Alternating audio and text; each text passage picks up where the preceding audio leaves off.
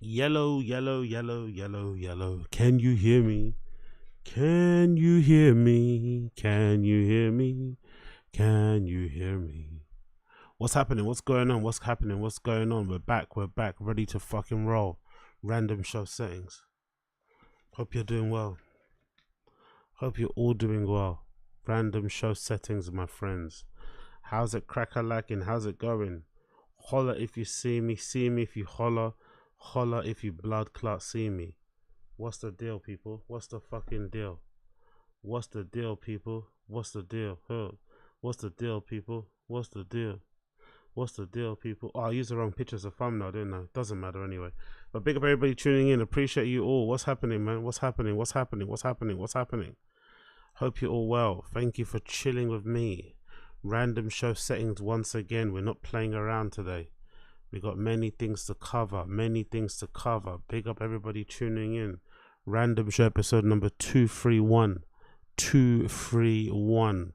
Episode number 231.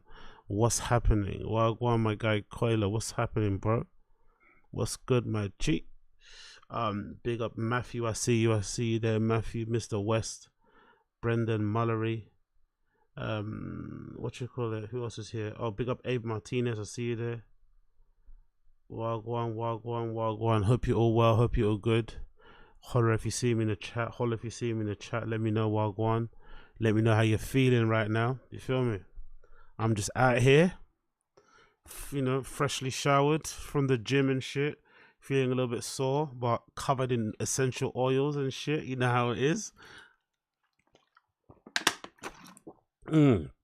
Nice bit of fresh water there. Keep myself hydrated. You know how it is, isn't it, right?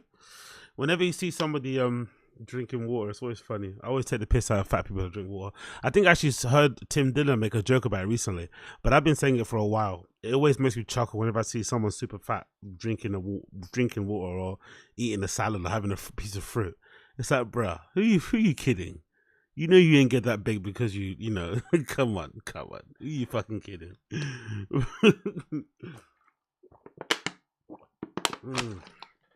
But yeah, big up. Yeah, exactly. They forgot my salad. Yeah, exactly. Yeah, big up, Corey. Yeah, exactly. That's what you gotta do, man. Honestly, I don't think there's anything better. I don't think there's anything better than the post gym shower. The only shower that's probably better than a post gym shower is a shower you have after like a festival or after like a long flight. Because I love that. That's the first thing I do whenever I go away somewhere and it's a long flight, or it's one that's not even a long flight, it's a long journey. It's one of those journeys where you left home a bit early, you got to the airport super early, maybe delays on your plane, you're in the, or maybe you're what's that thing called? You're parked in the, I forgot what the term is. I forgot. There's a particular term in fucking planes where if your plane hasn't left yet, you just have to stay because they have to clear the traffic on the fucking runway and shit. So you sit there for ages, maybe an hour or something, and you're in that fucking horrible artificial air conditioning fucking nonsense, right? And then by the time you leave the plane, you just feel disgusting because you probably ran to the gate because you thought you were late. You sweated, so you got that horrible musty smell. But when you shower, when you land at your when you land at your hotel, when you land at your Airbnb or whoever you're staying with, that first shower hits so good. Do anything close to it again, like I said, is a gym shower. It hits so fucking good, man. Yeah, exactly. Coiler knows that post gym shower with a like, and it's even better when you know you got the beer already in the fridge. Not a beer that you brought on the way home, like an impulse buy, but or the better one where you surprise yourself. You're like, oh shit, don't I have a beer in the fridge? You open that fridge and he's like, shit, there's that bad boy right there. It's nice and chilled. Crack that shit open. Oh, that shit feels like that shit tastes like a chocolate muffin. It's like a beer liquefied version of a chocolate muffin. That shit hits different. Oh yeah, yo. Big up everybody in the stream chat, man. I appreciate all of you. Thank you for joining me. Honestly, always appreciated. Never expected. So thank you for hanging out with me. I do appreciate it. We got a couple things to cover. Obviously, SCHAUB show, latest episode. We're gonna cover that. We're gonna cover some Netflix is a joke thing. There's a full HD picture of all them together and shit. We're gonna go over that shit. We're gonna go over some no jumper stuff. Yuri, Comparada, Lush One, and now Pot Lord are all beefing. It's mainly Yuri and Pot Lord v Lush and Comparada. It's gone a bit crazy in that regard. So we'll obviously cover that. It's not gone crazy. It's just redacted. Really, it's not really crazy, but it's just these these losers trying to act like tough guys online. It's just bizarre. So we're gonna obviously cover that as well and some other bits and bobs. So regular random show shit. Regular random show shit. So before we continue on the random show shit, we have to give a shout out to my guy. A shout out to my guy and somebody who I think should get some credit and some flipping, some credit and some praise because he is an extended member of the Homeless Cat Crew. Big up fucking Chase Hooper. I don't think this was covered anywhere because I just recently finished watching the UFC fight night from the other weekend. But big up fucking Chase Hooper. He ended up winning, I think in the second round due to submission. A bit of a dicey submission because the guy basically acted like he didn't tap, but he did tap. But big up Chase, bro. He looks really fucking good. Chase is improving, bro. The striking is really good. There was a sequence that he got the guy to the ground in the second round. He came in with like a really good 1-2 down the fucking pipe, right down the middle. And then he did some spinning fucking fist thing that didn't land. But then with the spinning fist, he then went down and got the single leg. And then that's what kind of led to the kind of, submission. Bro, Chase Hooper's looking good, man. Chase Hooper's looking fucking good. He's really fucking improved, especially his striking. His striking is really kind of leveled up. So I'm really happy for the guy. It was a really good victory. I feel like, he kind of ragdolled the guy, to be honest, which was nice to see. His striking looked very crisp, obviously. And obviously when he gets on the ground, his jiu-jitsu is high level enough for him to obviously get the win. But I really enjoyed the fight. I really enjoyed it. Good to see him improving. Good to see him getting better and, sharpening his skills and shit. So big up my guy, Chase Hooper, for that fucking win. That was very, very, very impressive, honestly. I think, was it a DAS? I think it was a DAS. He went for a triangle a couple of times. And then I think he ended up winning that fight with a DAS, which is one of the... It's a sexy submission, to be fair, because you basically look like a snake. You're kind of twisting and turning and twisting and turning and squeezing that fucking submission a bit harder. So yeah, and the guy obviously, look, he was covered in lumps. He was already bloodied. Chase's face is still untouched and shit. So clearly, he inflicted a lot of damage on the guy. Caught him on the inside, and it was a really fun fight. The fight card itself was really fun as well. I'm not gonna lie. The prelims were pretty good. That fight night that just passed, the one with Lewis and Nascimento, the prelims were pretty entertaining. The Charles Johnson v Jade Hadley, I forgot how that one finished actually. I can't jog my memory. Oh, this one, he looked really good. Trey Matthews and Billy Goff. This was a really fun fight. I really enjoyed those two fighting. Unfortunately, both of these guys has zero cardio. The cardio was just non-existent. So the fight basically, it kind of turned into a slugfest after the first round, basically. But the one I felt the worst for is Terrence McKinney. Terrence McKinney either wins in spectacular fashion or loses in spectacular fashion. And he lost so brutal. First round head kick to this guy called Esteban Ribovics. And God almighty, bro. He caught him with like, what's his name? With like a cowboy, with a Donald Cerrone combo. Or I forgot his other name as well, where you go with you kind of end the combo with a head kick, and he didn't see it coming. There was a bit where he got head kicked, right, and his face landed like he landed sitting down, like he landed sitting down on the side of the cage. It was a fucking horrible fucking loss, and for a moment I thought he broke his jaw because he was like he landed and his jaw was like that, so I thought he kind of broke his jaw and he couldn't move it. But I guess that was just him, like, having some sort of concussion. I'm not too sure, but it was a fucking brutal loss. So keep your head up, Terrence McKinney. Hopefully he comes back off that. But, I guess it's just the way he fights, and he likes to go for the jugular, so it kind of is what it is. Big up Chase Hooper again. He obviously beat this guy called Boroshev, so that was pretty good as well. Love to see that one in the second round. This fight was really interesting. Waldo Cortez Acosta versus Robles Daspengi, whatever, right? The Spangy guy didn't show Waldo any respect. No respect. He came in there on some bully boy thing. He came in there with his hands low, trying to go for like a, you know, an Instagram knockout. It didn't work. And then the Wilder dude ended up just like, okay, we're going to fight. We're going to do MMA now. I'm not going to let you just like tee off on me and turn this into a fucking glory fight. We're going to do MMA. And he just kept taking him down. He just kept taking him down. He just kept taking him down. And eventually just kept beating him on the ground and won. And it was a really good reminder of like, yeah, UFC is UFC, but it's still mixed martial arts. You can't just go in there on some fucking striking thing and think the other opponent is going to let you just tee off on them. It's not going to happen. So big up Waldo Cortez Acosta on that win. I enjoyed it. Sean Watson versus Alex Caceres was a really fun fight. I'm not going to lie. Sean Watson's feints are so good, he got me. I was watching the fight and legitimately, I think it was in the first round, he did a couple of feints where I moved. I was watching it on my laptop and he made me flinch. So I can't imagine how good he was, how hard he was to read in the fucking octagon. He was really teeing off on Alex Caceres. Like, he was catching him with loads of sneaky hooks and punches, like coming out from all odd angles. The calf kicks were horrendous as well. He was literally making him spin at every time. He was almost aiming at his Achilles or something. It was quite sick to watch, I'm not gonna lie. But honestly, I swear to God, Sean Watson's feints are so good. He made me kind of cover my face as I was watching the thing on the laptop. I felt so embarrassed.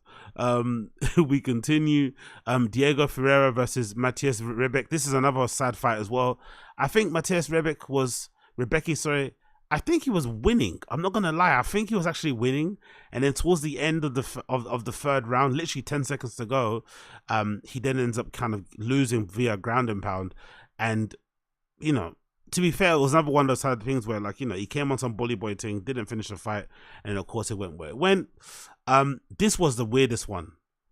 I still can't work out how he knocked him out, but this Carlos Ulberg dude. Alonzo Mainfield came and tried to rush him from the first bell, which is a bad decision, and he was able to somehow spin from the rush, Carlos Ulberg, and then I think he caught Alonzo Mainfield in the back of the head, or maybe around the ear. I think so, and that's what sent him all over the place equilibrium-wise, and then of course he just finished him with punches. But it was so quick, it happened in a blink of an eye. I didn't even catch it, how fast it happened. He was able to pivot, find space, and then boom, boom, boom, boom. So honestly, it was really good movement to get. I think the only thing that's concerning about Carlos Ulberg, his punches kind of come from low, kind of come from his waist. He's not the most. He doesn't look the most cleanest when he's striking. It's not very polished, you know. It's kind of raw, but he's really good. He's really fucking good. Another one here: Joaquin Buckley versus Rublev. Yeah, what's his name? Ruzebov. Really good fight again. Joaquin Buckley definitely proved the doubt was wrong. He kind of got fed to the walls a little bit with this matchup, I'm not gonna lie, but he did prove that he was, you know, levels above the dude, took him down at will, and kind of, you know, dictated the entire fight. So happy about Joaquin Buckley with that one. And in the final fight, who the fuck is Rodrigo Nascimento? Did they just feed this guy to Derek Lewis for him to get a win? I felt like this fight was the UFC's way of thanking Derek Lewis for always providing them with good and fun, entertaining fights where he goes out for the kill. You know, he's not really about grappling or anything. He just wants to knock somebody out for the fucking highlight reel. So I think they gave him this Rodrigo Nascimento guy as a sacrificial lamb. Here you go. Thank you for, you know, giving us loads of great clips from your interviews to your post-match, to your post-fight celebrations, to your knockouts. Here's a fight, because that Rodrigo Nascimento guy was pretty garbage. I'm not gonna lie. Like, I'm not gonna lie. I was like, why the fuck is this guy fighting Derek Lewis? But yeah, decent card overall. But most importantly, like I said, big up Chase Hooper, man. Big up blood clot Chase Hooper. Well deserved. Very, very impressive victory. Very, very, very impressive style away. He put away his man, and I can't wait to see him fight again. So big up my guy Chase. Big up my guy Chase. So we have to do an update on the Logan Paul v George Janko story. So as you guys know, the other day I posted, or I spoke about this clip that was going semi-viral that featured George Janko talking very negatively about his time. No, talking very negatively about why talking very negatively about why he had to leave Impulsive and why him and Logan Paul fell out. And it was a very impassioned plea, very impassioned rant in general. And myself and other people kind of felt really bad for him. There was some details in the story that didn't make sense, like the 11K that he spent every month or something to travel or to like do the show didn't really make any sense. But overall, it did sound like Logan Paul was a terrible friend. He was making loads of money himself on the pod and through his other business ventures, but he wasn't cutting his friends in with any sort of deals, especially the ones that were on air with him. So it kind of made it, it kind of drummed home the belief that Logan is a piece of shit. Well, guess what happened? Logan clapped back with a reply where it kind of sounds like George Janko might have lied. So let's play the first clip that we remember, and then we're going to obviously play the clip that features Logan Paul. But this is the first clip that went viral yesterday, where George Janko kind of aired out Logan Paul's dirty laundry and how badly he treats his friends in business. The last straw for me was, Mike, I had to escape. I had to leave for my own fear. When Logan came after me for my religion, the show hit rock bottom and we weren't getting paid. I have a mortgage. I have my sister that works for me. I have Belle. I'm trying to get married. I had all these things. I had to start my own show because we're not making money on this show and I'm getting pushed out of the show. Well, at the time we weren't making money. I can show you my books. I was spending 10 G's a month being on the show. Right. Name me a job that you spend $10,000 to be on. And by the way, let's not forget that for a year and a half, I didn't get paid. And I didn't get paid for years. But when I got pushed out and I'm seeing that I'm getting pushed out and I start my own show, do you know what my final straw was? What? I got my show going, and then not only was I controlled and pushed around on impulsive, but then Logan's making calls and directing my show. And I'm saying, hey man, you can't tell me what to do on my own show. That's not okay. What's that about? He told me that I couldn't take Celsius. This is a guy who's sending a screenshot of $11 million a week that he's making. And on top of that, we never got any money from Prime, and we own that show. So technically, we should have gotten a percentage of that. I never asked for it like the way you did. I stayed the f out of it. I didn't care because I'm grateful for what I'm making. I'm gonna go start my own business. But when I come over here, because I'm scared I'm gonna lose my job here, I go, Logan, I will take half the deal if you wanna put it on the table for my show. He says, I won't pay you a dime. You're here because of me. And then I said, well, what do you want me to do for my bills, bro? I got no money. And he says, go have your rich dad pay for it. Listen, that's fighting words, bro. Look at me. That's fighting words, bro. You don't bring up somebody's father. Would you say that the way that you handled it from a word standpoint was mature, acceptable? That I beat the brakes off of him? Correct. If he was in front of me, I would have swung at him. So that was obviously what we heard the other day. George Janko didn't seem happy with how, what's his face? Logan Paul did business with him. Well, guess what? It's not as simple as it seems because Logan Paul clapped back. And it sounds like George Janko might have embellished the story a tad. I don't know. I'm not sure who to believe. I think in this whole entire story, I'm kind of leaning more to what Sarlux is saying in the chat. All three are garbage humans. But in this particular beef and back and forth, it sounds like maybe what George Janko was painting Logan Paul out to be wasn't exactly correct. Now, do I think Logan Paul is still a piece of shit and probably does do his friends dirty? Probably, right? There's where there's smoke, there's fire, whatever. So I get that. But in this particular instance, it sounds like George Janko might have put a bit more salt on the fucking rice. Let's see what you guys think as well. I had to start my own show because we're not making money on this show and I'm getting pushed out. You made money on the show. I can show you my books. I was spending 10 G's a month being on the show. All right, let's talk about this. Obviously, I wasn't on the podcast to represent myself, so I'd like to clarify a few things that were said. As well as having his own credit card, all expenses related to the show were paid for, including... There's a fucking impulsive credit card. That takes away anything straight away. Even if you're not getting paid, you're getting covered ahead of time. All your travel and everything with the credit card that you use. You don't even have to pay, because usually in most places, I know I've done it before when I've worked like, decent marketing jobs, you sometimes have to fucking, invoice your expenses and then they kind of pay it back to you in your fucking next pay slip, or they do a separate payment. But very rarely do they give you money up front and say, here's some money to take with you. You kind of have to spend your own money and then get the money back. The fact that they were given a credit card to spend, to book flights and whatever, is pretty wild, to be fair. Number one, anyway, I don't get the idea of like flying into a podcast. It sounds like the amount of money you guys make over there on shows and shit it just pales in significance. Obviously, I think with the free healthcare stuff, that's obviously great. But I think you guys must make way more money than us overall on average, because motherfuckers are flying to do a weekly podcast? Why not just move to the location or move closer? Why would you want to fly all the time? It sounds fucking exhausting. Anyway, that's the first detail that really was like, oops. All travel and lodging, obviously. George's total reimbursement came out to $20,000, 317 cents. I'd love to see any books that show otherwise. Spending $120,000 a year to be on a show is a little confusing. This is a guy who's sending us screenshots of $11 million a week that he's making. This statement is so crazy that it's almost laughable. That would mean I'm making $572 million a year. I'm nowhere near that. What happened was Prime had a very successful month. I'm nowhere near that, but I'm close. I'm nowhere near that, but I'm close. That was 1 month. Hold on, did he say that's a month up there? What did he say there? 1 second. I'm nowhere near that. What happened was Prime had a very successful month. I think we did. Prime did 51 million 1 month, random month. They did $51 million. Holy shit. Fair play. Fair fucking play. Did like 60 to 70 million, and I sent it to our group chat because I was proud of the business. I was stoked to show the boys, and I think George maybe misinterpreted that as like my personal income. The show.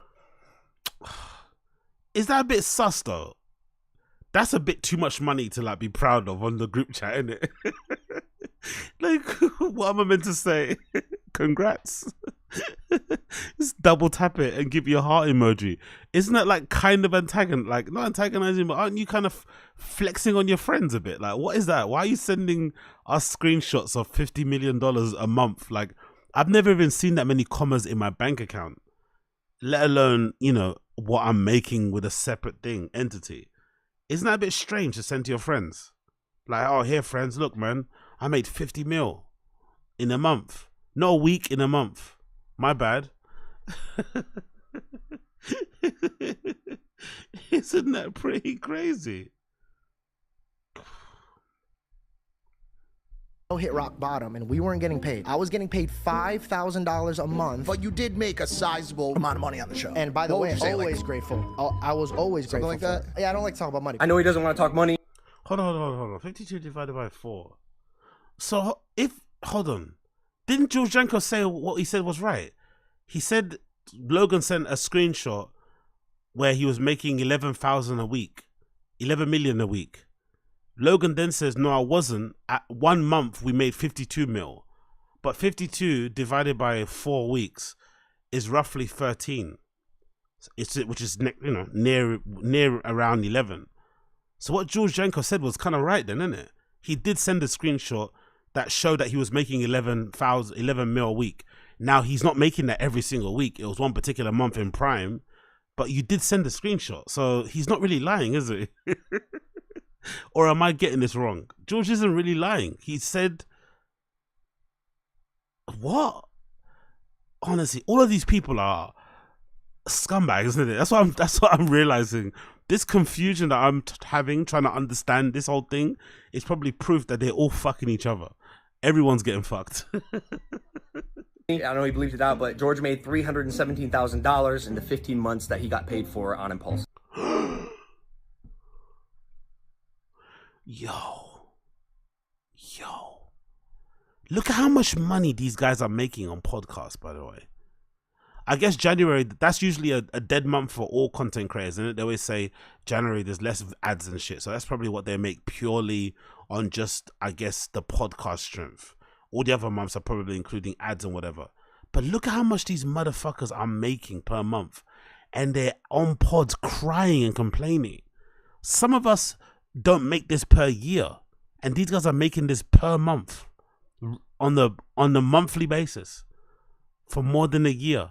Just stacking it up. I don't know, man.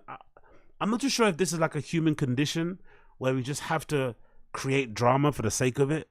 But these people who have been able to essentially create their own little mini industry, be able to create jobs for themselves and their friends and get paid handsomely doing it. You'd think they'd be doing it with a smile on their face, happy to making all that money and, you know, putting all their financial woes to one side and shit, and just be living life and trying to create the best content possible for their fans and their viewers, trying to have interesting conversation, blah, blah, blah, blah, blah, and get maybe some great host.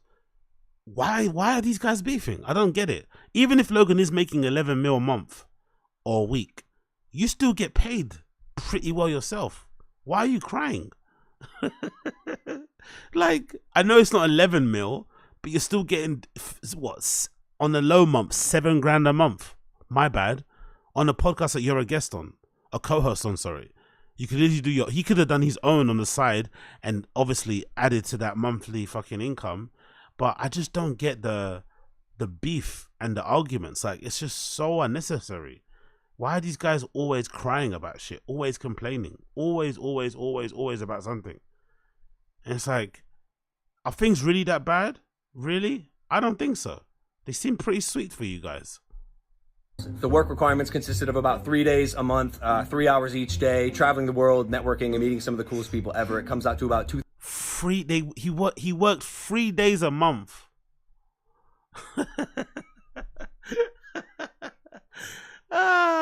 These motherfuckers are working. But this is what Brendan does, isn't it? This is kind of what Brendan does, but then he makes it seem like he's doing some Herculean task or something. Niggas are working 3 days a month and they're crying about not making more. Maybe work more, innit? And you might make more. Who knows? It comes out to about $2,300 per hour, and he also had 10% equity of the entire show. Not you, not Caleb, not Kevin, not Dylan. Nobody fucking called me when I got fired. George did not get fired. He quit. I'll touch on that in a second. But after he quit, I called him frequently. I reached out. I wanted to reconcile the friendship. I invited him to my... Look at all the texts. April 2nd, April 13th, April 13th, April 25th. He was actually trying to get in touch and work it out, but George didn't seem to be interested. Uh-oh, this is completely opposite to what George was saying, isn't it? Birthday party and WrestleMania and even my ranch a few weeks later. He chose not to come. He also unfollowed. If you're in beef with somebody, invite them to your birthday party. It's kind of passive aggressive. I'm not gonna lie. If we have beef, don't invite me to your birthday party. Do you know what I mean? Invite me to have a drink so we can talk it out and hash it out, but don't invite me to your fucking birthday party, bro. Followed all the people he mentioned on Instagram, which is maybe why they didn't call him. I don't know. I can't speak for them, but he still does not follow them to this day. And then on my birthday, you guys shot 3 episodes, so I couldn't show up. The 2 episodes he's talking about, not 3, were shot 4 days after George's birthday. His birthday's on January 3rd. We shot those episodes on January 7th. We were already in Vegas signing the UFC to Prime, and as we do, want to capitalize on the location and our use of time and energy and the guests in that city. George didn't come to work because he wanted to spend time with his family for his belated birthday, which I totally understand and we even praised. One of the things that I love about George, he prioritizes his family and friends over anything. I got my show going, and then not only was I controlled and pushed around on Impulsive, but then Logan's making calls and directing my show. He told me that I couldn't take Celsius. So this is the big one. Making calls, trying to make it seem like I wanted to control his show is absolutely ridiculous. As you can see right here, I was like, hey, we got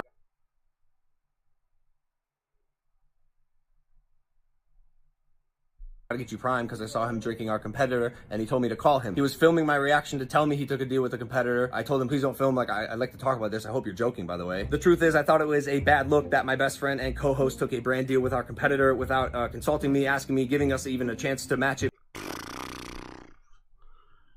George Janko's looking a bit funny in the light, bro. George Janko's looking a bit funny in the light, innit?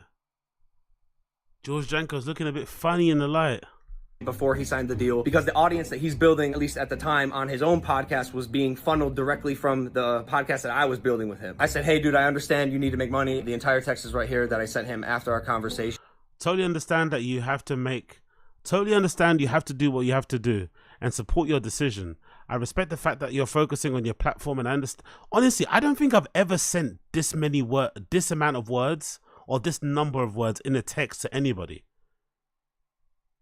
Literally, maybe I'm a bit of a freak, but I don't think I've ever sat down and typed so many words on a screen to somebody and like, what the fuck is this? Who talks like this? Why don't you just call them? What is all this? What is this? Fucking hell, innit? Exactly, quite like imagine somebody sending you a text like you send them one line and they send you this block. Anyway, totally understand you have to do what you have to do, and I support your decision. I respect the fact that you're focusing on your platform and understand that you have to pay the bills. And I'm sorry, Impulsive isn't enough for that. I love that Impulsive. Is that an autocorrect then? Why is Impulsive in bold like that? Is he trying to is he branding the text? Is he like doing the text? Is he writing a text in the knowledge that one day it might get screenshotted and shared online? Impulsive. Anyway, you have to pay the bills. I'm sorry, Impulsive isn't enough for that. Just like you're looking out for yourself, I have to do the same. My business partners and I don't find it appropriate to promote one of our biggest competitors. I'm excited to watch you build your podcast, and if the deal is up and you want to come to Impulsive, and the invite is open, I'd like to talk about how to move forward with this amicably on social, because I'm sure we can avoid the lame public back and forth and handle this in a mature way that our 8 years of friendship deserves. We support you. It's just business. I'm excited to see you at West Romania, my birthday dinner. Love you. The love you again. This is LA talk, isn't it? Love you. Like, you don't love him. Come on, you don't love him. Let's be real. But you know, everyone's your best friend. Everyone's your boy. Everyone's your brother. Love you. It's like, come on. You don't love that guy. Because I did understand his position if he needed to make money, but I thought it was also a little odd because he did make $317,000 in 15 months. Regardless, counting your friends' pockets. Lovely. I did tell him I can't have him on Impulsive if he's going to take the deal with the competitor, but if after he makes the money he wants to come back to the podcast, he's more than welcome. Hey man, so he can't come back to Impulsive because he's got a Celsius deal. Why are these guys acting like they're in the Crips and the Bloods? Is it that deep? It's a fucking energy drink. He can't come on your show because he's got a deal with... He's not going to be drinking it on fucking platform. He's just going to sit down on the pod and talk to you. So he can't have... So by what Logan Paul's saying, he can't have Celsius sponsored ambassadors, celebrities, athletes on his pod because people associate them with some energy drink. All right, bro. where you're at, there's no room for you to grow. They won't let you grow. They will not let you grow. I thought saying that to Mike was a little crazy. He's grown a lot. He has 2.7 million subscribers since we met. He's a multimillionaire, a best-selling author. I tried as much as I could to help him get into those positions, and it's not entirely because of me. Mike is a phenom in his own right, and he capitalized on the platform that I gave him, which is awesome. Just like George is doing.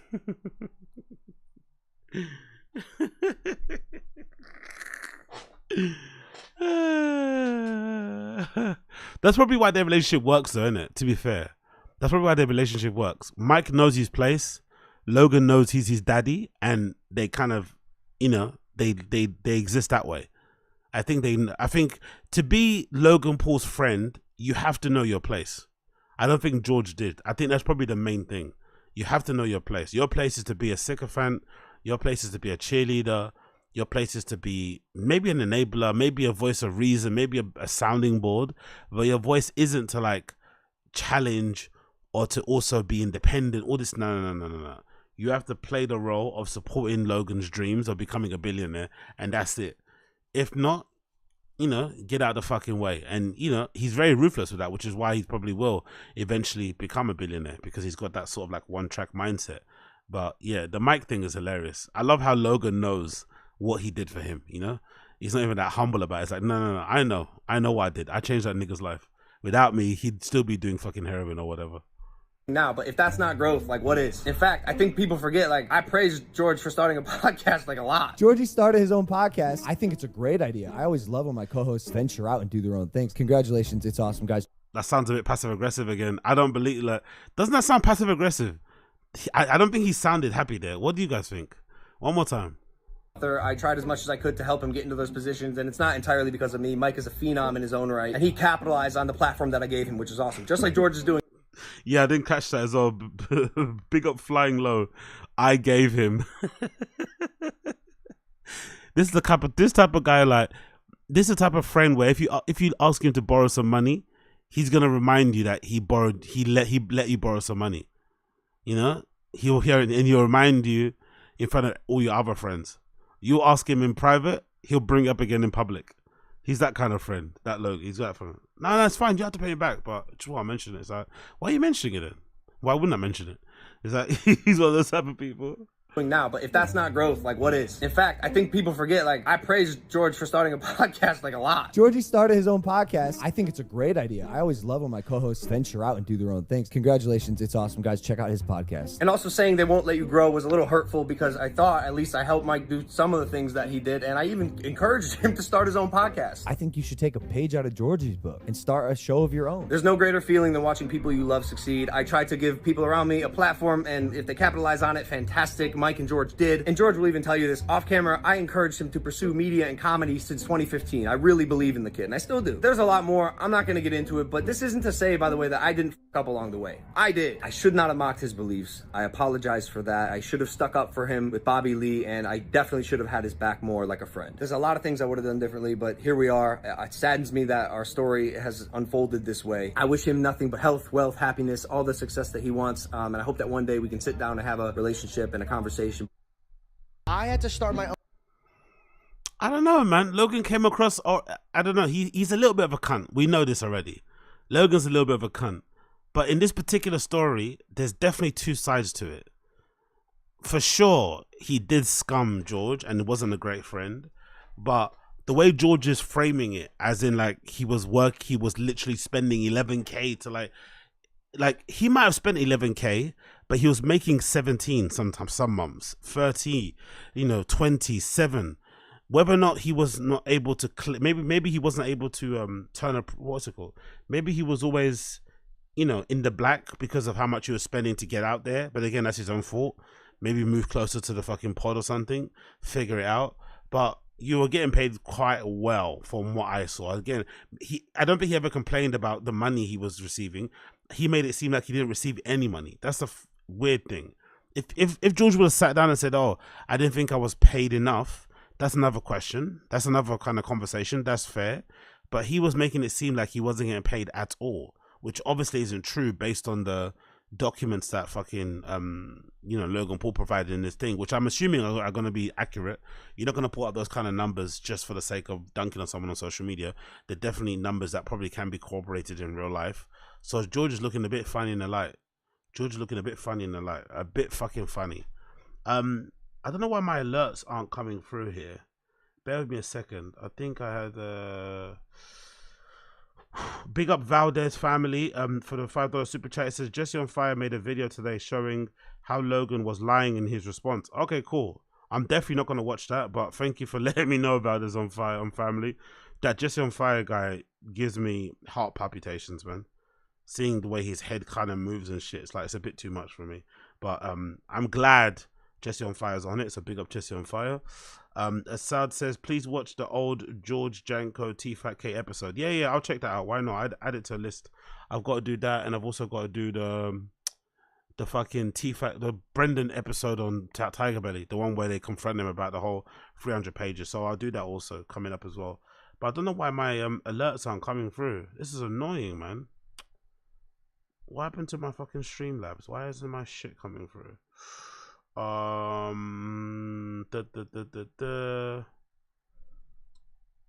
the fuck is going on here? Let's see.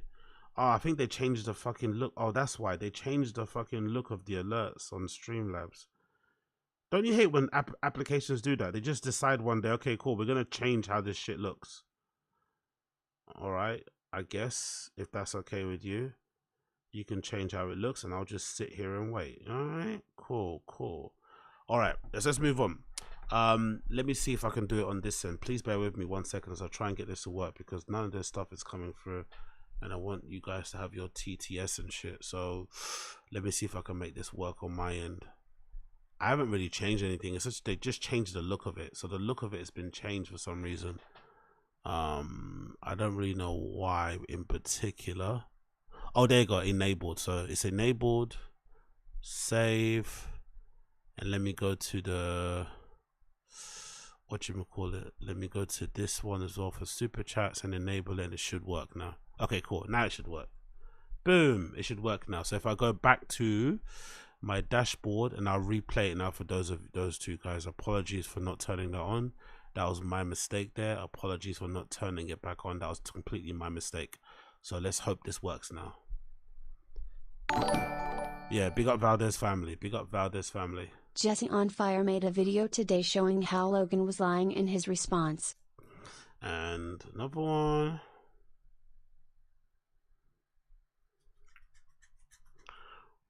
Hope this works as well. Big up. Thank you, Valdez and family. Appreciate you, brother. Appreciate you.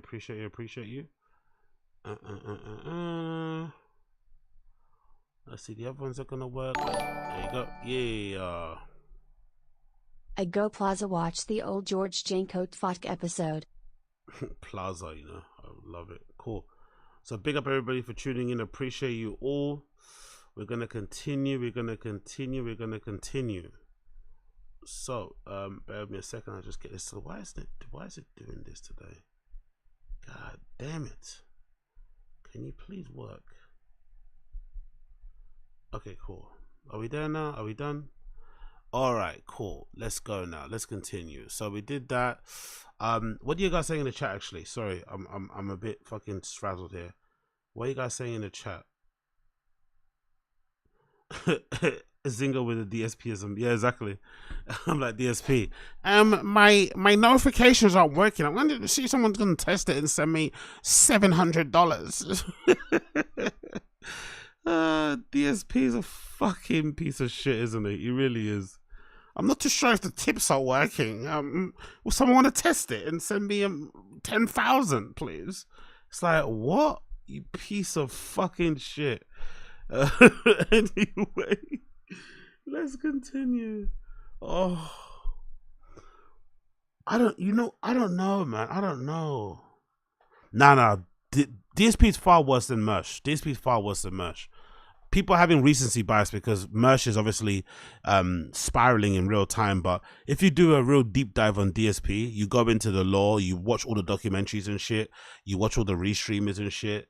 You know, you'll see. If you just tune into That Being Said, go on That Being Said podcast and watch their live streams and shit, you'll see. DSP is the worst of the worst. DSP doesn't deserve anything. He legitimately deserves to be on the street shaking his tin cup. The fact that he's able to make 100K per year plus, you know, on the platform while fucking, you know, taking the piss out of his fans and, you know, playing fucking, you know, feigning fucking poverty and shit and spending all that money on WWE champions and DoorDash and booze and all this shit and lying about the stuff that he, like, he's the worst of the worst. Legit the worst of the worst. Honestly, the worst, for sure. 100% the worst. The only one that probably comes close to DSP is probably Boogie, with how much of a manipulative, narcissistic, egomaniac kind of guy. Like, that's the one thing that I realized about locals that was fascinating to find out.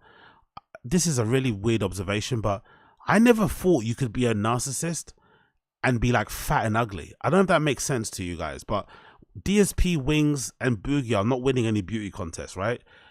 Two of them are legitimately obese and could die of a heart attack at any time. DSP is a shut-in and he legitimately glows. Like, he's so pale, he's almost fluorescent. And he's got that horrendous whiny voice, that weird light bulb head. But they have egos of someone that has achieved a lot in life. Like, egos of, like, I don't know, a hedge fund manager, an ego of an entrepreneur, an ego of a founder.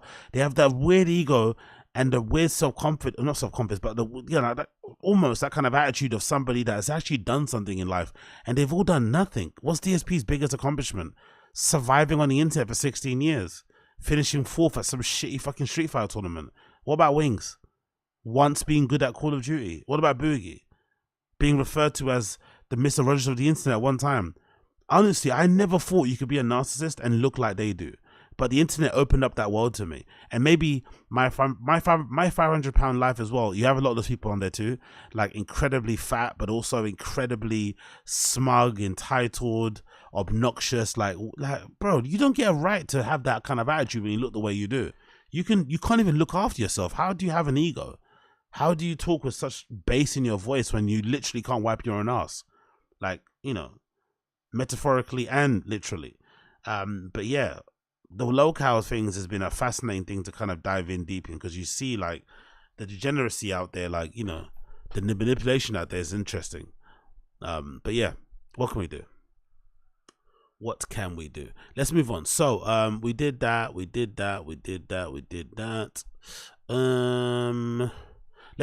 go straight into the Brendan thing. So Brendan did a new pod for the SCHAUB show, episode number 385.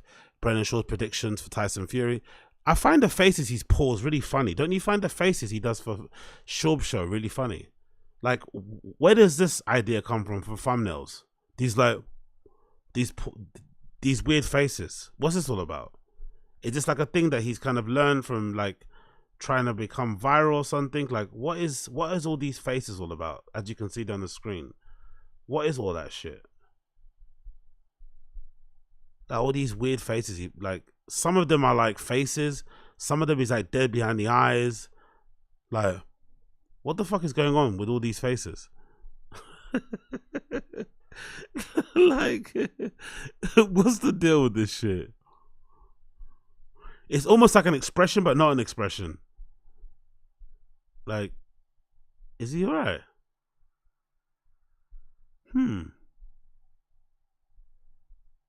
Is he okay? I don't know. Either way, let's watch the episode of the SCHAUB Show. Let's check out what this motherfucker is saying. Yeah, cool. Bear with me a second as I get this shit to load. Make sure it loads properly, and again, we can continue there and go from there. Bear with me a second as it loads. If you're liking the stream, of course, you like what you see what you like, make sure you smash that like button down below for me. That'd be greatly appreciated, my lovely friends. It's giving Facebook 2006 exactly. It really is interesting. Chin might be the worst at using Google. Oh, am I gonna get angry?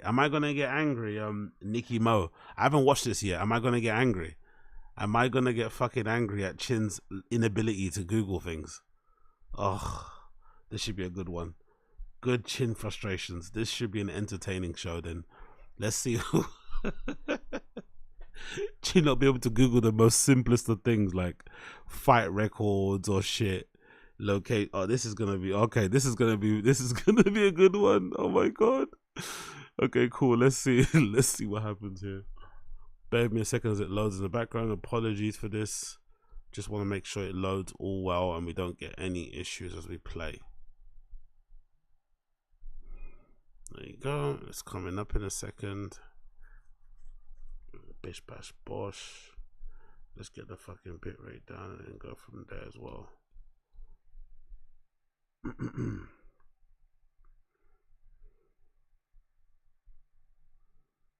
Cool. Let's do free. Well, hello there. What if I told you there was a product, I'm talking about the world's first alcoholic detoxifier that reduces blood alcohol content in as little as 30 freaking minutes. I'm not talking about some smoke and mirrors, some snake oil. We're talking about real deal Holyfield. You drink safety shot, and in 30 minutes can help you get sober. You have a sharper mind and body, and in you came in with the ads straight away. Straight ads. Right in the beginning. Ads. We got ads straight away. Interesting. Safety shot. Drink safety shot. How much are they paying you to promote this shit, bro? God damn. Are we working or not? What's going on here? Come on, sir. Well, hello there. What if I told you there was a product, I'm talking about the world's first alcoholic detoxifier that reduces blood alcohol content in as little as 30 freaking minutes. I'm not talking about some smoke and mirrors, some snake oil. We're talking about real deal Holyfield. You drink safety shot, and in 30 minutes can help you get sober. You have a sharper mind and body. It gives you liver support, gut support. This can't be real, right? This can't be real. This has to be a fake thing. Or some sort of like misdirect, right? Hydration. So if you're that guy listening right now, you're like, oh man, it was Mother's Day. I was hanging out with my family, drank a little too much. I had to Uber home. I had to get a ride home from my... Big up Joe from MIA. Big up Joe. This is definitely not FDA approved. It's funny. Buddy, man, I wish I could have that shot. But I always leave early. My friends make fun of me. Well, now I got you covered, son. That's right. Safety shot is here. And this Saturday, you got Usyk Fury, and your friends are going to be having a few drinks. And if Fury wins, like, let's do one more. Hey, yo, big up. Will Brendan become liable for all of the boozers cruising down the road? Let's not get into the technicalities, Theodore. Let's not get into the technicalities. Let's not get into the specifics. Because this could turn into a really ugly lawsuit. He could be responsible for 1 million fucking bodies. Fucking hell, bro. Broken marriages, broken families. Like, What? Safety shot? What the fuck is this shit, man? I took 2 safety shots. Oh my god, bro! What the fuck is he promoting? Are you that bad? Like, are you that damn bad for money? You're promoting this shit that's clearly snake oil. There's no way this does what it says on the tin. No way. Like, yeesh, I gotta. Oh, by the way, I'm starting to believe the comment now. I saw a comment on my stream, and obviously I saw a comment on the Friday the Kid Reddit as well, where people have noticed that he's not wearing that Go Fast, Die Young, that whatever that stupid snapback was that he was wearing. He's not wearing that brand anymore. So some people are suggesting that brand reached out and told him to stop wearing it. he was damaging their brand. I don't know. Some people suggested that, or some people are suggesting that he's now advertising this space for prospective brands and saying, "Hey, my episodes get this amount of views. I wear this hat with this space. Put your brand logo here." That's the suggestion people are saying now, that he's using the trucker hat as another place to put ads, which is, you know, kind of wild, to be fair. Guy's turning into a cam girl. Drive, or I gotta get up early because I got Little League baseball for my kiddo. I don't want to be hung over. I got you covered. This is real. We're talking about Safety Shot. So just go to drinksafetyshot.com, use the code Brendan, BRENDAN Starbucks, and you get 10% off. That's What? Why did he say Starbucks?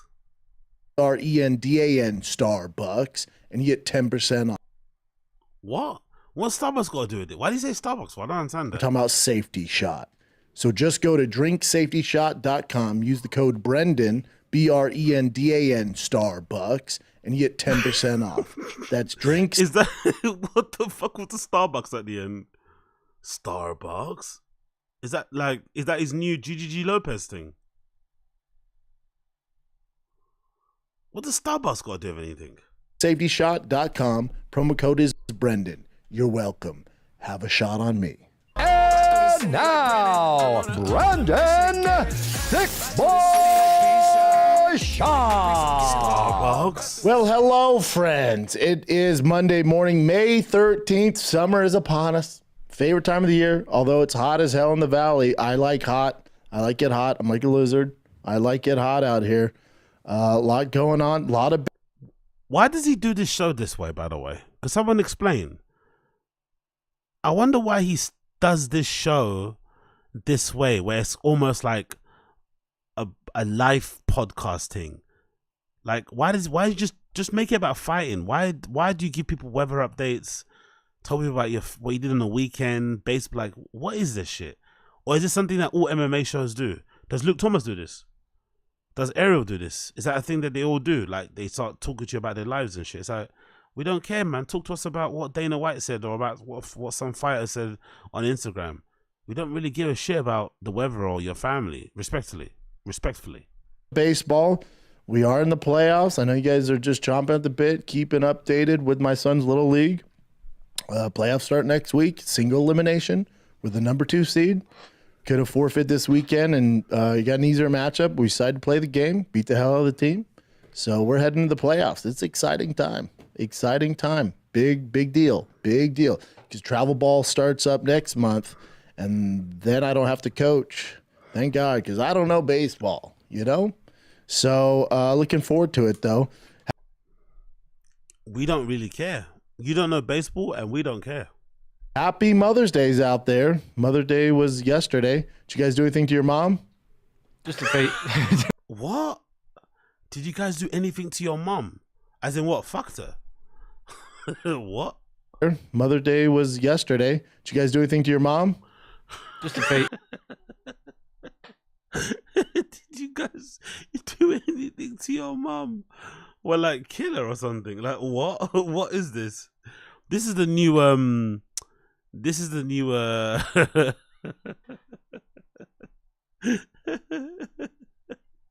this is the new OJ killed Nicole Kidman, isn't it?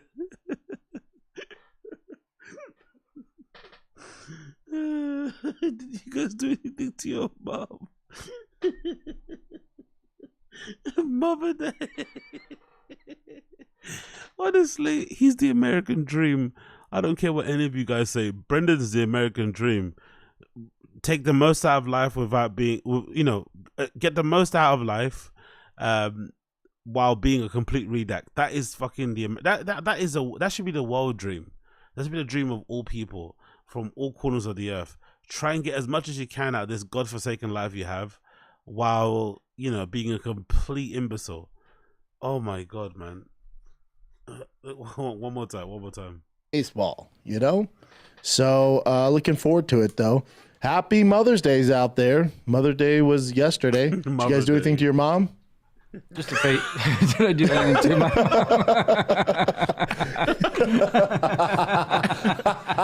mom? Did you guys do anything to your mom? No. No, we didn't. We. Oh my gosh. I called her. I guess if that's doing something to her. Yeah. Did you send your mom flowers or anything? I sent my mom flowers. She's in Aurora. Yeah. I mean, there's 4 brothers, so Shane's kind of project leader. He's like, I'm sending her this. We're like, thanks, I'll Venmo you.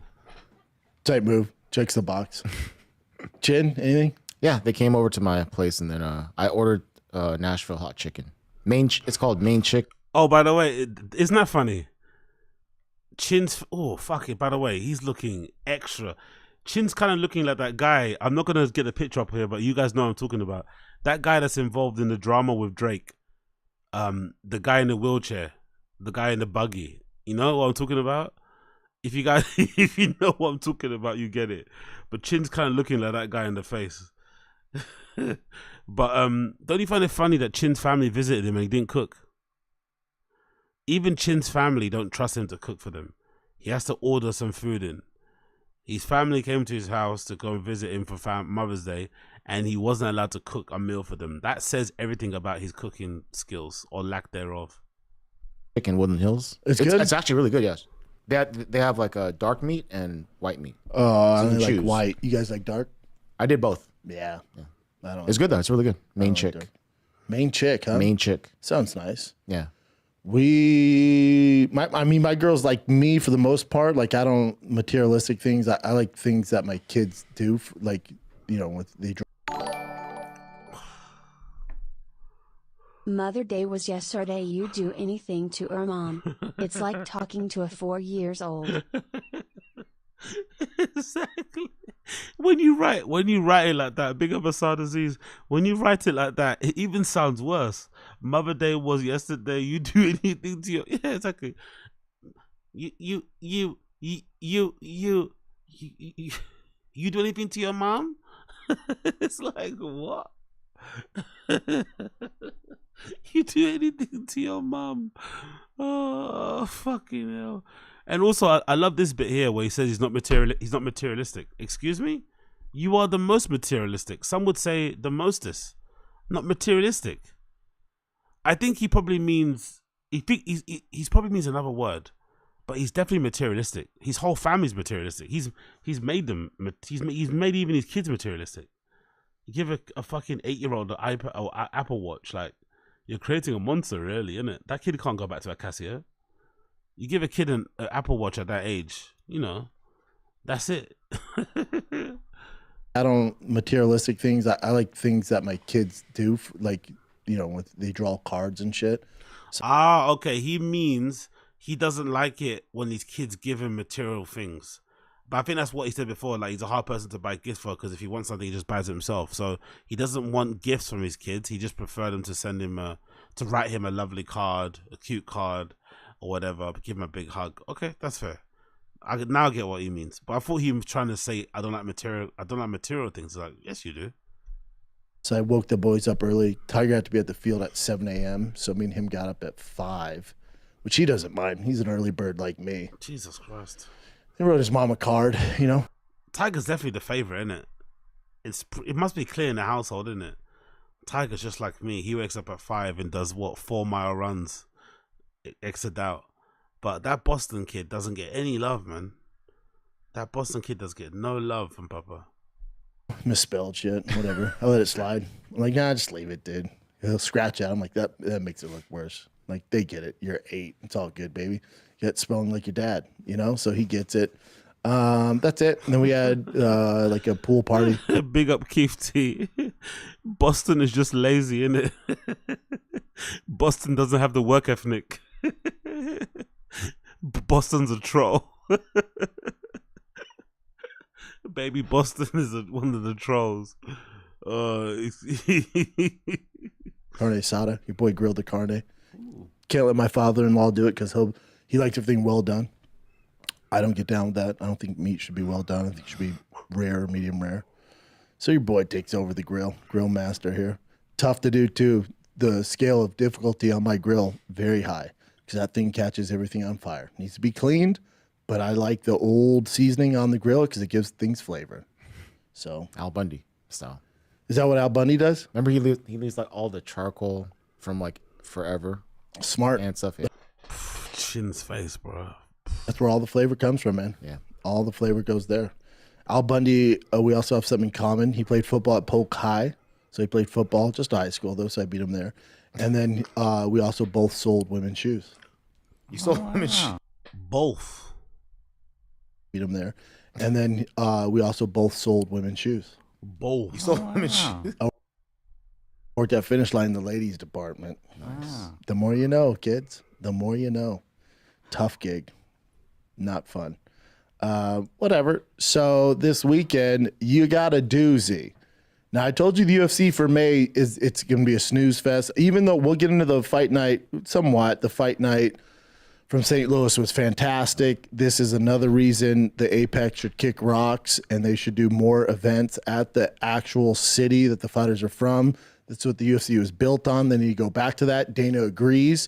We'll get into why they're doing it at the Apex, obviously for financial reasons. And now that they're with TKO, I'm sure TKO, who didn't come up with the UFC and Dana the way they did, they're like, well, no, we're saving money. We're actually making money because we don't have all the expenses. Let's just keep doing it at the Apex. But it sucks, especially for the fighters and especially for the fans. So St. Louis proved that point by leaps and bounds, how much more exciting it was. So point is May's slow for the UFC. But for boxing, it's fantastic. You had Lomachenko fight this Saturday, absolutely destroyed homeboy from Australia. He looked fantastic. And then this Saturday, you have Tyson Fury versus Usyk. It's finally going down. Oh, yeah, that's what happened earlier, innit? Tyson Fury's dad headbutted someone from Usyk's entourage, who looked like a child, to be fair. And, you know, Tyson Fury Sr. was rocking around like he was fucking Tyson out there. It's fucking cringe, to be fair. But, you know, he's a scrapper, I guess. You have 8 belts on the line, and we will finally be able to say who the best, basically pound for pound. Everyone knows the heavyweight dominates everything, but basically you're going to be able to tell your friends who the best heavyweight on the planet is, and arguably the best heavyweight of all time. This Saturday, it's going to be very clear, finally. Shout out to the Saudis for getting it done. I know there's some weird stuff with that and the money and all. I don't get into those battles. All I'm saying is if it wasn't for the Saudis putting this new camera angle, look at all that depth. New camera angle, look at all that fucking bad boy depth. Fight together, we probably would have never seen it because it's boxing, right? And it's a nightmare. But the Saudis are like, nope, we want to see it. Money talks. I think both men just are guaranteed, I want to say 60 million. That might be in pounds, but I'm pretty sure it's 60 million each. That's why this fight got done. So it's not only is it the biggest fight in heavyweight history, probably in 25 years, but it's also they're getting the purses like it's the biggest fight in 25 years. So shout out to Fury and Usyk for getting it done. Shout out to the Saudis for getting it done. They're putting a bunch of fights that we want to see finally because the money talks. Like I said, there's 8. There's going to be the unification for the number 1 heavyweight champion of the world. There's 8 belts on the line. Mm-hmm. Here's where this gets kind of dicey. So okay, tell us. I'm the biggest Fury fan in the world. I think one of the reasons a lot of the experts, quote unquote, or whatever I am, or the YouTubers or the analysts, or again, the experts are giving kind of Usyk such a chance to win this fight is you're basing it off Fury's performance against Francis, which I don't think is fair. Mm-hmm. And I'd even go further with that. I think Usyk's team is even going to watch the Fury tape. I think it's a complete waste of time. I think you learn nothing from that. I think Fury didn't take it serious. I think we saw that with the Anthony fight. Makes sense. What Anthony Joshua fight, where he completely dominated Francis and just starched him. Mm-hmm. So I think that showed us more that Fury didn't take this serious, because I do think Fury beats Anthony Joshua 10 times out of 10. And Anthony Joshua absolutely dismantled Francis. Now, that's not taking anything away from Francis, because even at Fury at a 5 out of 10 should be able to just mop the floor with Francis. And Francis not only, I thought, won the fight, but knocked him down. Shout out to Francis. They're going to make movies about him. Insane what he did. Take Francis out of this. Shout out to Francis. Keep doing your thing, King.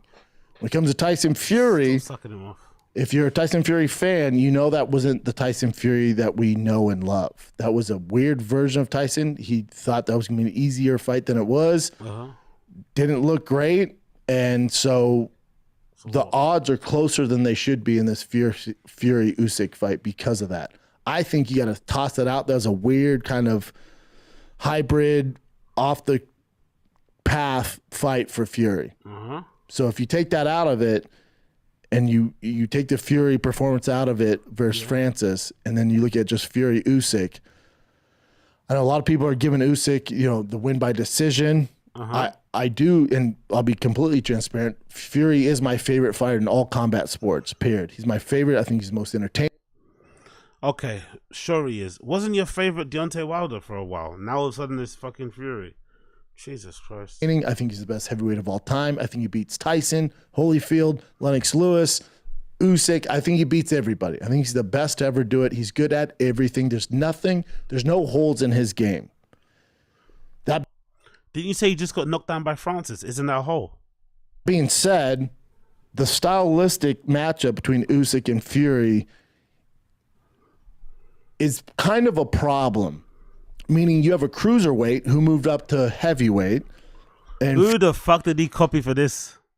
Who was he listening to? There's no way Brendan formulated this opinion by himself. Who was he listening to?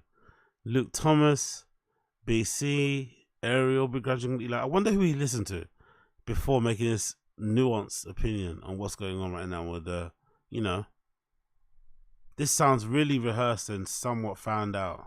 Fury, who's a natural heavyweight, who's 6'8", 6'9", some might say.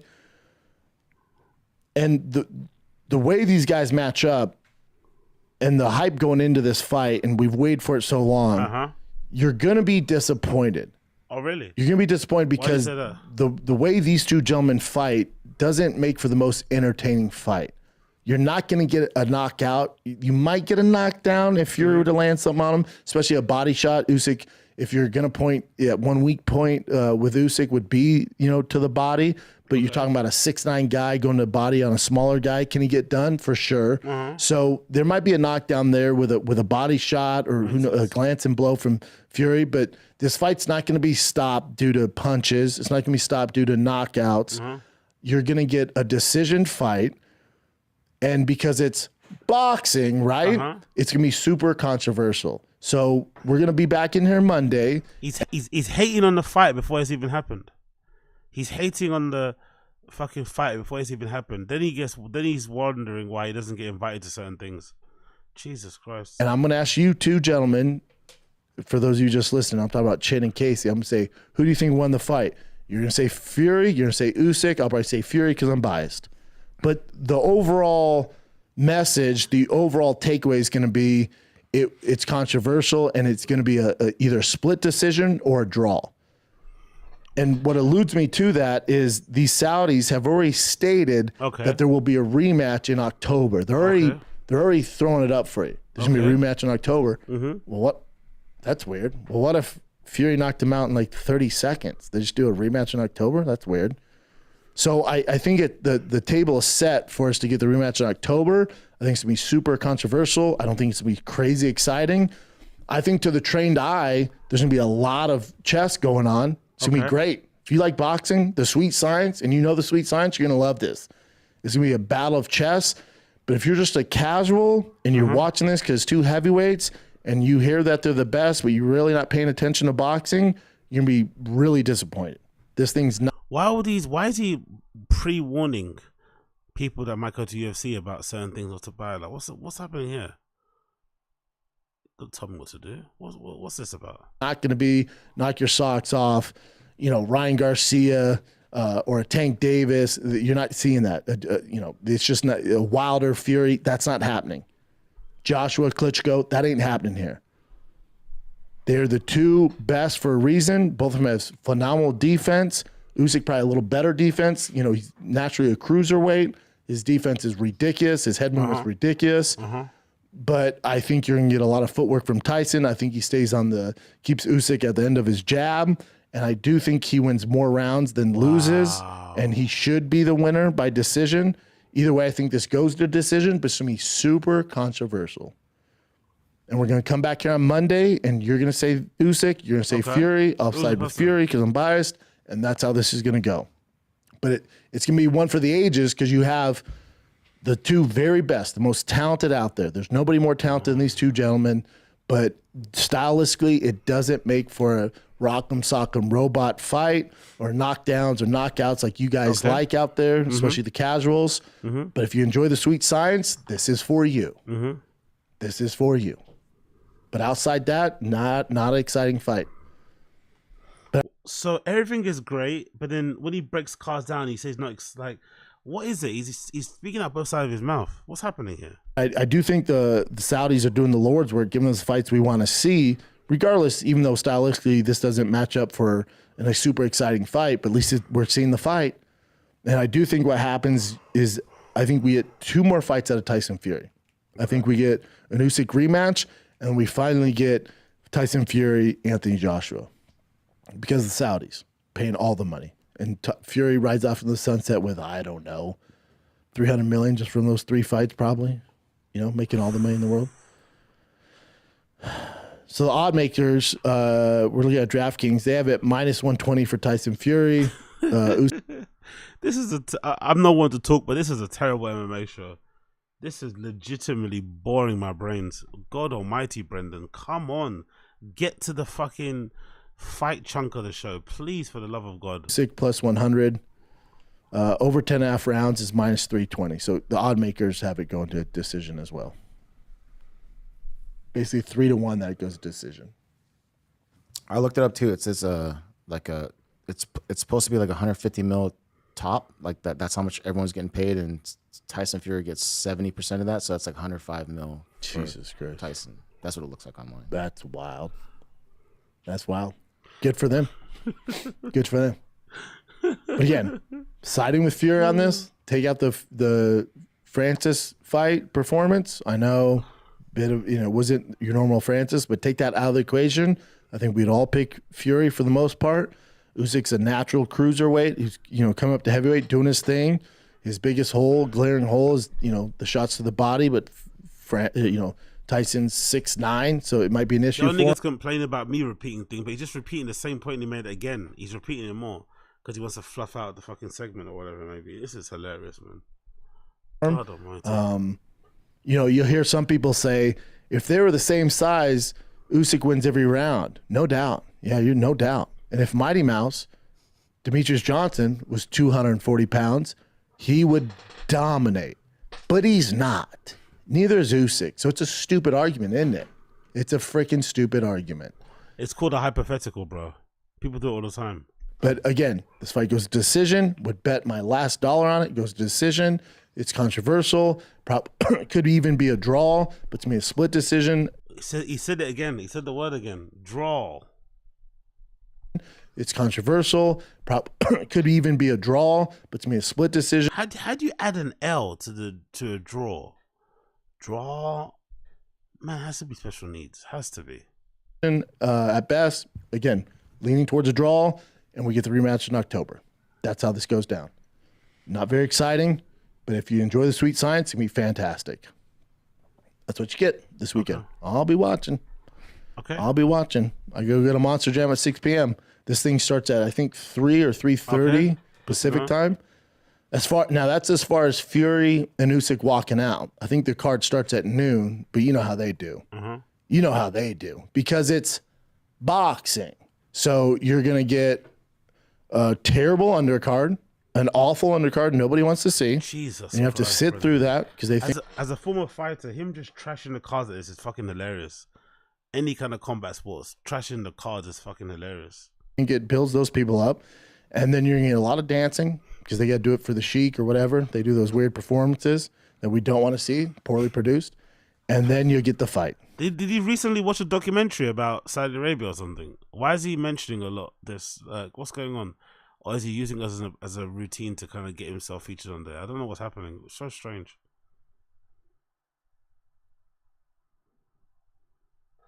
Come on. Oh, I didn't press play. My bad. Whoops. So it starts at 2 Eastern, which is 11 our time. Main event walks at 6:05. So that Eastern time.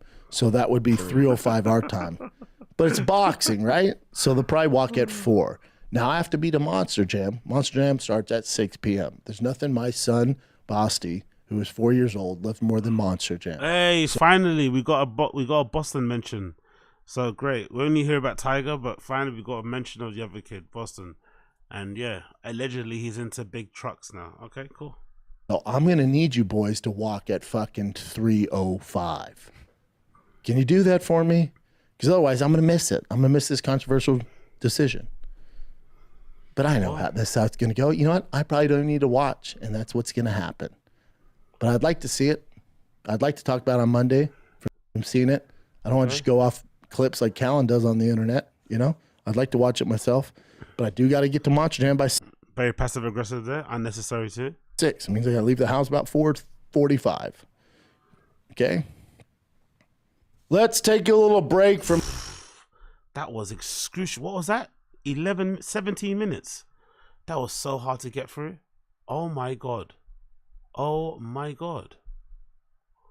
Okay, let's break up a little bit because that was legitimately sending me to sleep. I'm sorry. Let's break up a little bit. Let's play. God almighty, bro. That was 70 minutes of pure torture. Let's play or let's do some of the no jumper shit. So, no jumper stuff. Where is it? There, is it here? No, it's not there. Is it there? Yeah, it's here. Okay. Number 1 clip. Have you guys seen this? Look at how Flocko is looking at this young lady. What's her name? The young lady is called Tico, one of the hosts at No Jumper for their news thing. Look at how Flocko was looking at this young lady. Look at how he was staring at her. Do you think he wanted to eat her? Do you think he liked the look of her face? Do you think he was imagining things? Like, what the fuck is going on? What's that look? The video's muted, by the way. But what is that look? Why is his face like that? What is he imagining? What is Flacco imagining as this lady is talking on the news and twirling her foot? What is he imagining right now? Bad things, good things, Christian thoughts, unchristian thoughts, godly thoughts. Like, what's going through that guy's head right at this moment?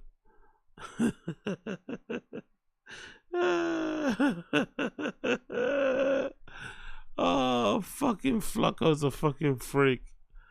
Oh, what a good fucking clip. Big up the person that clipped that. Absolutely legend. Then moving on, we got this picture.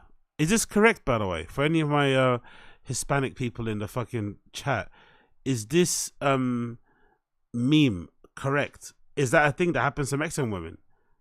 That they hit a wall when they're 22? Mexican girls look cute when they're under 22, and then when they go over 22, they end up like, you know, not being the bombshell they were before. Is that an actual true thing? Obviously on this one they're using it as a way to kind of diss Riley, Yuri's girlfriend, which makes sense because she does look, you know, a bit worse than what she looked before. But I think her look now is mostly to do with the fact that she doesn't wear much makeup nowadays. She's clearly a bit chubbier and shit, but once she gets back into her flow, she'll probably look like this anyway on the left hand side. I don't think it's too far-fetched to where she actually can be. But, you know, I could be wrong. Then we got this clip as well. This one is big up Uche. Oh no, not Uche. It's big up. Uche is here actually. Is Uche here? Yeah, I saw Uche. Big up Uche. And I also saw quite. What did he say? They turn into their mums eventually. That's really sad.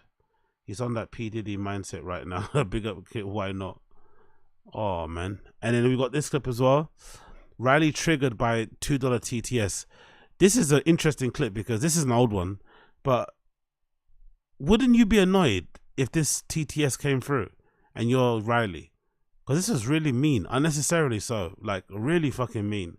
Hear this TTS that came through, and Riley obviously responded naturally the way you're meant to respond when something like this is said, and Riley doesn't really comfort her in the way you expect. Dropped a bag of $1.99. Riley probably can't even get pregnant, lol. That's fucking retarded. Jesus Christ. Someone in the TTS says Riley probably can't get pregnant, lol. And you know, the TTS came through, Yuri didn't mute it, he didn't lower the volume, he didn't do anything, he just let it fucking rock out.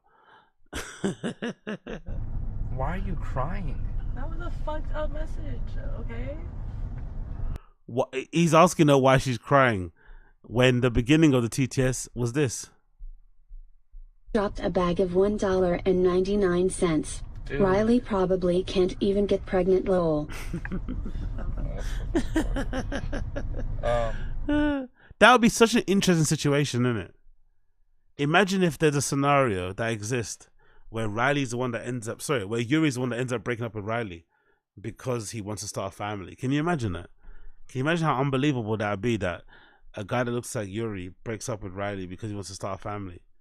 The one that was never really convinced, you know, before, now all of a sudden he wants more. Imagine how you'd feel.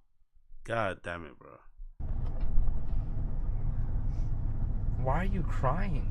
That was a fucked up message, okay?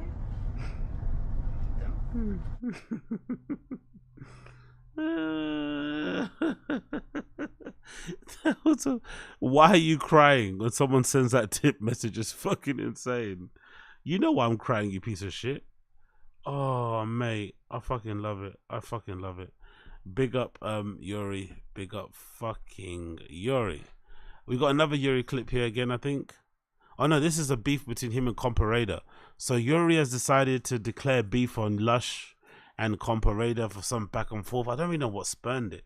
It might have been because of what Comparada was saying about Riley or something, like in passing, and maybe Yuri didn't like it. I don't know what their beef is, but something happened, and they're now going back and forth. So it's basically Lush and Compa v Pot Lord and, you know, Yuri. Bit of an unfair fight, but let's see what happens. So they're leaving comments on their page. I think this is Yuri's Instagram. So on Yuri's Instagram, Comparada commented, where you at, so I can say it to your face. Oof, that's gonna be interesting.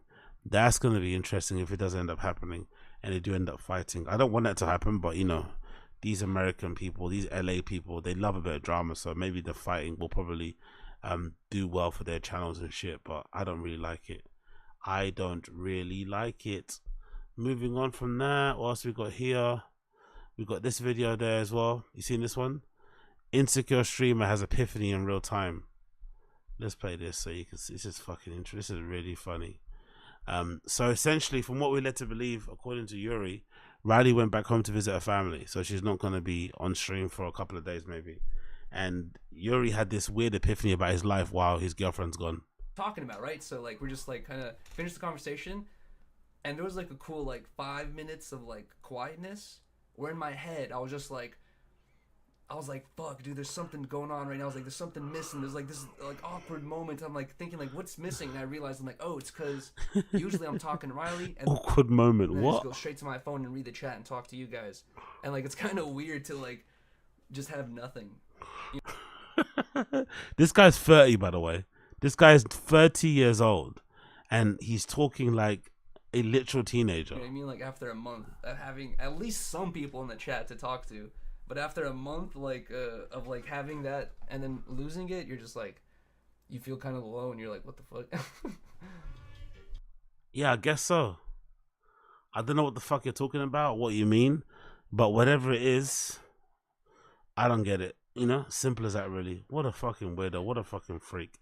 Big up Yuri in some way, shape, or form. Big up him. Because, yeah, he provides us with non-stop content all the way fucking through. So big up Frank. Big up him in general. So, let's continue. What else we have here? We did the Yuri thing. We got also another Yuri video, right?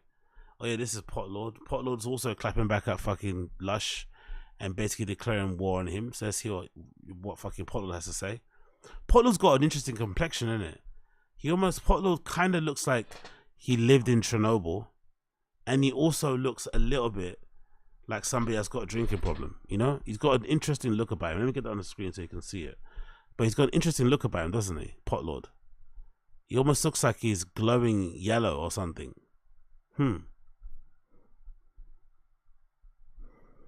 Let's continue before. Les over here threatening me like, bro, you better apologize or it's finna turn to something you don't want it to. Like, Les, you have no shooters. You have no steppers. You have no friends. You have no friends. Think about it. Chat, this nigga Lush is really trying to say he got people. Nigga, think about this, right? When you left No Jumper, who was with you? Nobody, because you have no friends. Who was with me? Housefloom, Blasi, Yuri, my friends. My friends. You have no friends, nigga. Like, what are you talking about? Nigga told me to apologize for it turning into something that you don't want it to. Please turn it into whatever you need it to, Lush. Please, because I just don't get this beef. It's such a weird beef. I don't even know where it started from. If I can remember the law, how did this even start? I've always thought that, maybe it's just me, but I've always had the feeling that Lush and Yuri didn't get on too well.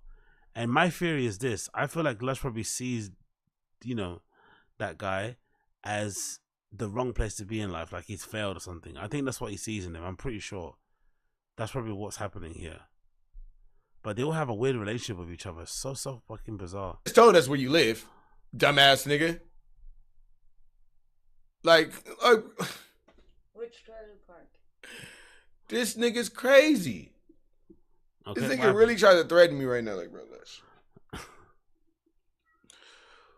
I'm still not even trying to be on no violent shit with you, bro. What's up, Yuri? The only way of getting views right now is if we don't respond. There should gonna be shit out of a luck. Oh God, bro. I don't even know what's going on. I swear to God, I don't know what's going on. From what I've led to be understand, like I said, I think Lush and Yuri have always had a bit of an issue. They've always had some sort of static, Lush and Yuri. Then from the Lush and Yuri beef, Potlord seems like he's clout chasing a little bit by trying to get himself involved with the beef. It doesn't really have anything to do with him, to be completely honest. Lush talked about him in passing on one match that isn't really worth replaying, but somehow, you know, Eric Hug took that shit to heart. So it's weird. It's very, very, very, very, very, very, very weird. We go again. We've got this back and forth featuring Lush and what's his face and SCHAUB. Let's see what they're saying on the inside. Bitch. Bitch ass fool's face. Yeah, okay. It's up. Y'all, you think that's cute? You think it's cute? You guys know people like this, right? I know a couple 40-year-old sneakerheads or 40-plus-year-old sneakerheads who still wear their hoodies and their snapback hats and their cool trainers, maybe have a couple of cool piercings. That life must be fucking miserable, really. Never, you know, I won't say never growing up, but yeah. You think it's cute? You gonna see what fucking... Oof. Those hands haven't been moisturized in fucking centuries. Oh yeah, no, it's up. You could start a fire. You think that's cute? You think it's cute? Listen to the sound. You think it's cute? Oh, you gonna see what fucking time it is. Those hands have not been you gonna see creamed. what time it is, bitch ass nigga. You feel me? You know what's crazy? I was like, I'm not gonna do nothing unless now I'm gonna slap the shit out of you, old ass bitch. I'm gonna slap the fuck out of you, fucking senior citizen. I'm gonna fucking smack the fuck out of you, nigga. I'm leaving off a bitch. Something that y'all hoes can say. Oh, that's the truth though, isn't it? Because allegedly, you know, thing is, what's what you call it? Parents are quite loaded, hence why she could just live and chill. Lush is fucking pulling Potlord's card, bro. You should still look up to me. I'm a motherfucking legend. What?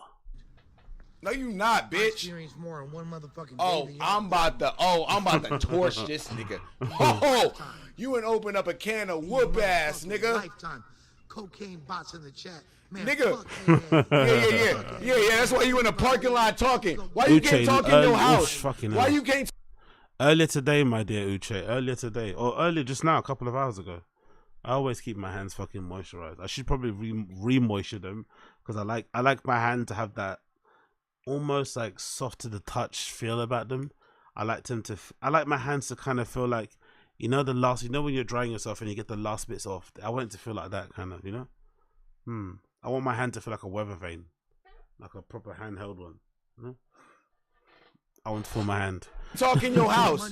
Why you can't talk in your house? But why you can't talk in your house though? You in a parking lot. Fucking legend right here. City to city, state to state, coast to coast. Yes, nigga, parking lot to parking lot. Shut the fuck up, broke ass nigga. You broke as hell. Better than you. Jesus Christ. You're I don't broke. think I'm shit. I just know you Broke. shit. Broke. I'm gonna show you a mark out. How about this? I'm gonna show you a motherfucking mark out. Show me. Show me. What you gonna show me? Also, why is Lush talking like that? Is it because he's been hanging around with Comparada? Allegedly, his girlfriend is from Honduras or something. Is that why? Why is he talking like that?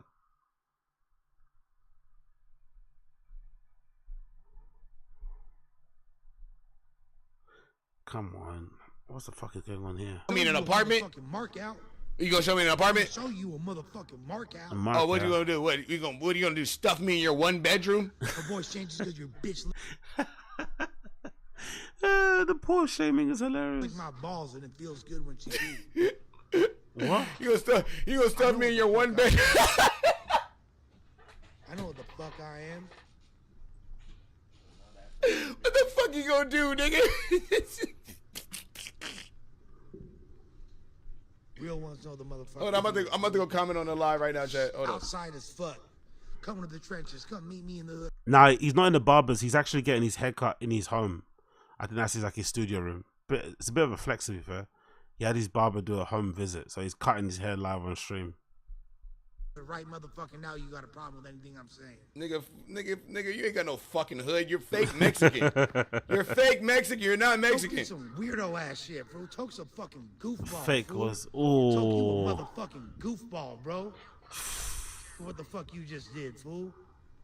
You a weirdo, fool. There's Potlord, LML, Demon Gang. Why don't you fucking keep applying your Cirilla fucking What? nail polish, bitch ass lame. Fuck you, fool. Fuck you. Okay. He's so mad. Fuck Yuri. What's happening? What's happening? He doesn't even. He want to go live with me. Nah. He doesn't even sound that threatening, does he? Really, to be completely honest to him. Nigga, I'm getting my hair I cut. see you in the chat. What's up, Toe? I'm getting my hair cut. Suck my dick, bitch. You ain't getting no content off me. Suck my dick, nigga. I'm getting my hair cut. I'm enjoying life. You the one that's in the parking lot freezing cold, you bitch ass nigga. Fuck you, nigga. You ain't getting shit off me. I'm getting my hair cut, living life. I'm drinking a nice cold beer. You so mad. You in a freezing cold in the parking lot, pissed off. You look like you in a fucking New York rap video. Nigga, shut the fuck up, you bitch ass nigga. I don't even know why they're arguing. I swear to God, I don't. He's so mad. Told you a mark for that shit, fool.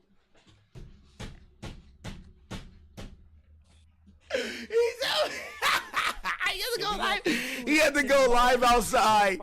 He had to go live. Big Rick in the motherfucking cut. What's happening? Oh, I'm drinking cold beer inside my house, getting a haircut. I'm getting a haircut inside.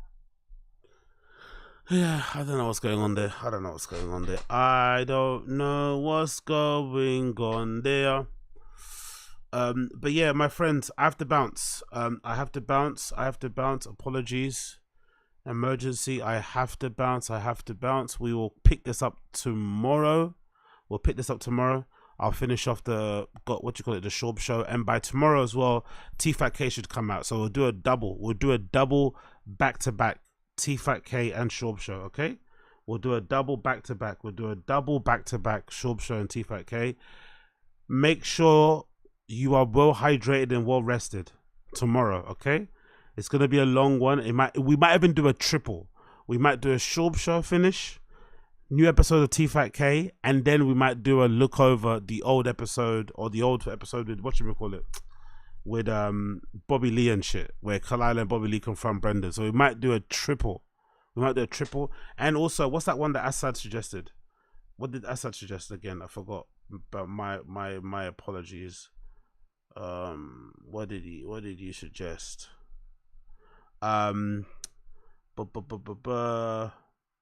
Oh, and a George Janko T-Fat-K episode. So we'll pick, but it might be a double header or a triple header. So make sure you're well hydrated and rested tomorrow. We're gonna do that. As an outro, I'm gonna play something for you guys, right?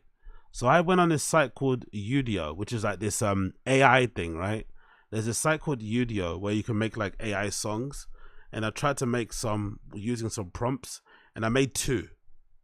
What do you guys think? I'm going to play them for you now, and I want you guys to let me know what you think of these 2 AI intro songs I made on this site called Udio, for the random show that I might, purchase and play in the beginning or something. There's a little jingle. Let me know what you think about these songs, right? So let me see. Where is it? My creations. And I'll play them for you in the background so you could hear it. I want you guys to let me know what you think. Let me see if I can get it up here. There we go. Cool. Let's play this one. Is it gonna play? And let's play this. Bish bish bosh. So the first one's called Electric Agostino for some reason. I don't know why, but just listen to the track and let me know if you like it or not. Let me know if you like it or not, right? Let me know if you like this shit or not.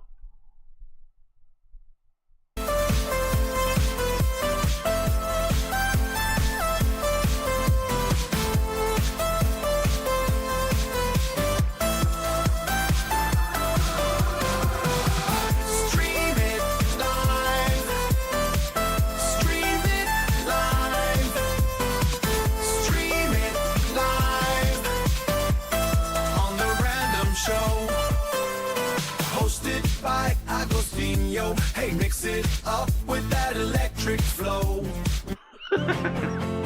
Okay. What do you think of that shit? All right. And the second one,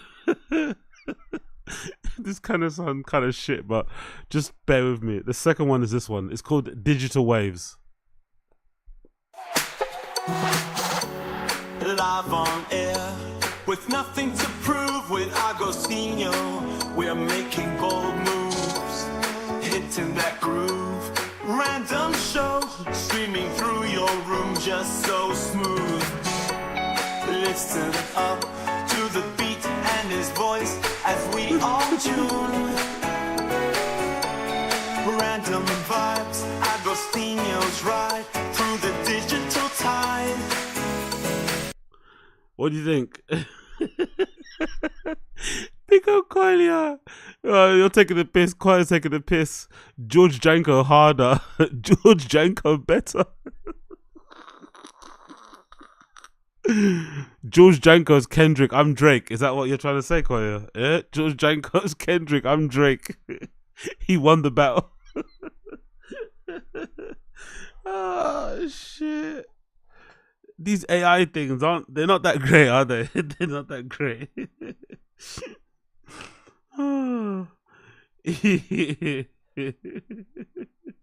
No, there's no third one.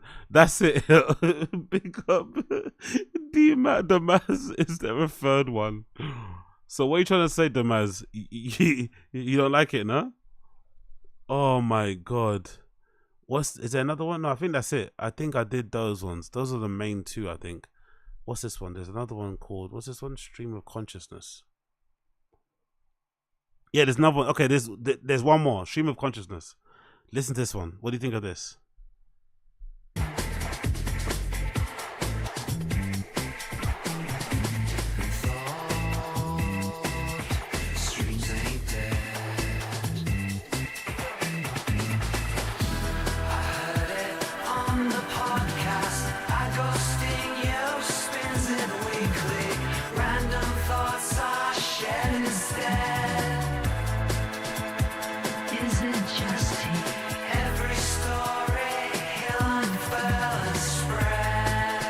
What do you think of that? What do you guys think of that? Please stop.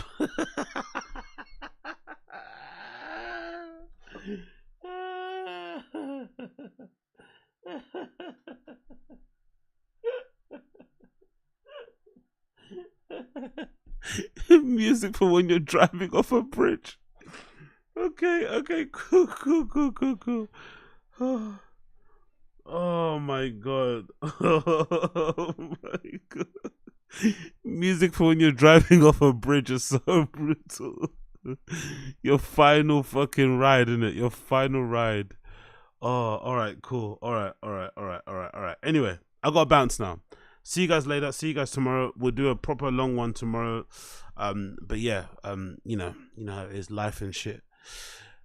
So yeah, see you guys tomorrow, my friends. See you guys tomorrow. I promise I won't play those jingles, right? Yeah. Oh, I won't play the. I promise I won't play the jingles. I promise I won't play them. Whole family's died. It's hilarious. Okay, cool. Peace out. See you guys soon. See you guys soon.